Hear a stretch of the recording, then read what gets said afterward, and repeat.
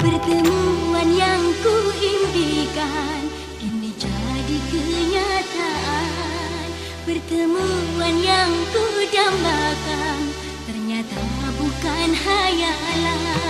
Sakit karena perpisahan kini telah terobati. Kebahagiaan yang hilang kini kembali lagi. Bertemu